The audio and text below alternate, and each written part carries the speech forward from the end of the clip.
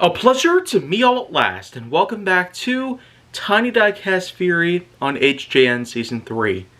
And now, what we're going to do is we're going to be talking about GT Scorcher. Yeah. Another example of a new for 2021 model. So, I don't know what else I could possibly expect. A 2021 release like this. Actually, like a good handful of 2021 releases that I've seen, at least from what I can tell. Some just don't necessarily seem to have very much inspiration put into them. This one does seem to have the likeness of maybe some early stock cars, but with heavy modifications and all that good stuff to actual models, you can only get so far. So that's just part of the reason why I might not consider this to be as favorable as a good amount of other fantasy models that came out in recent years.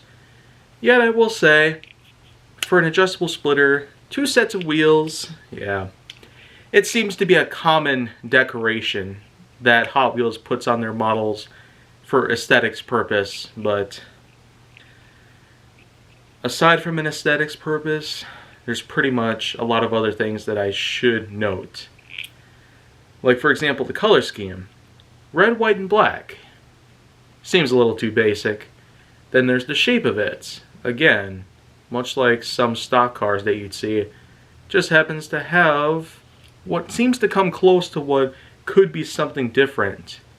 Out of the ordinary, may not be within any and all rights. But the thing is, I just don't seem to see as much inspiration put out. With something like this, if you ever thought that such models out there, fantasy models like Muscle Bound or Big Air, models like those just don't technically have all of the pieces and likeness to that, so they can actually be interpreted as fantasy models, because carbon copying realistic models and just adding little details only gets you so far. And I feel like that's just sometimes what Mattel seems to do. Even today, we happen to see some of this stuff happen. But you know what? Maybe down the line we'll see ourselves a much, much better layout of models.